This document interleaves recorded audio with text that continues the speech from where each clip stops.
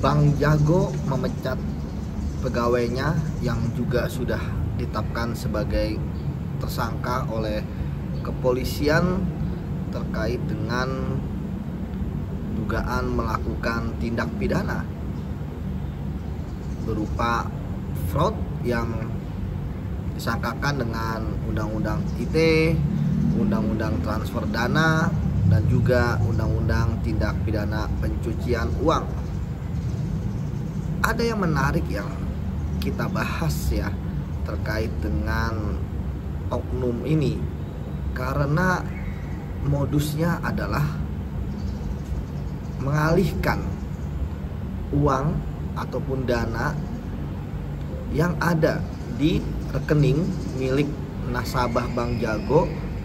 Yang menariknya adalah rekening tersebut telah diblokir atas permintaan. Dalam hal ini tentu ada surat ya pemblokiran dari aparat penegak hukum, yang artinya rekening tersebut tentu ya dipantau oleh penegak hukum, kemudian juga oleh pihak banknya sendiri, dan nasabah pun juga pasti disampaikan ya bahwa rekening mereka diblokir.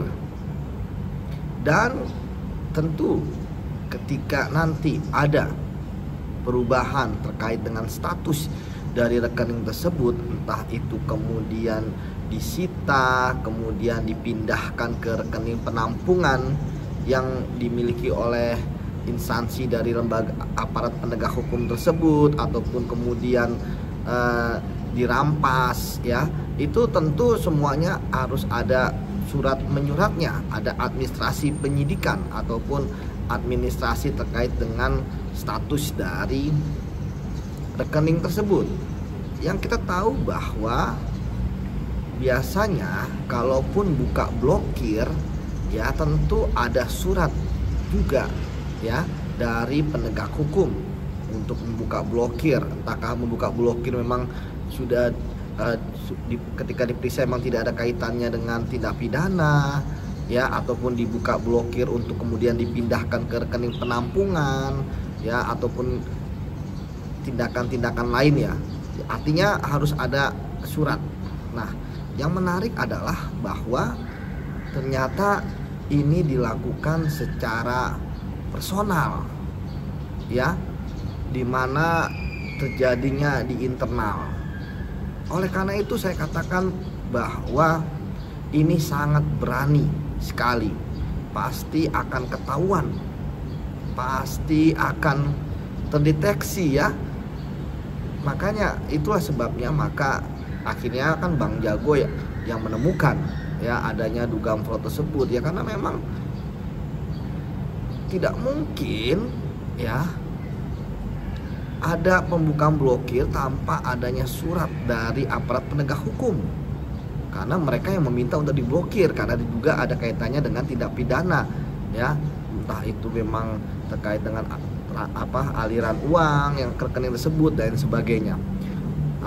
Oleh karena itulah maka pasti ketahuan, yang tentu kita tahu bahwa berdasarkan berita yang bersangkutan menggunakan untuk kepentingan konsumsi pribadinya ya, padahal kalau melihat dari posisinya ya seharusnya dia adalah orang yang cerdas ya, yang bisa ngedeteksi pasti ya, seperti saya katakan, karena ini adalah rekening dalam kutip panas gitu ya, karena diblokir pasti semuanya akan memantau, seperti aparat penegak hukum, kemudian juga ya yang punya rekening juga, bahkan pihak bank ya. Oleh karena itulah maka tentu ini benar-benar skandal yang menurut saya juga nggak kepikiran akan terjadi seperti ini, bahwa ada orang di pihak bank ya yang sudah dipecat ini berani untuk bermain, melakukan fraud, melakukan penyimpangan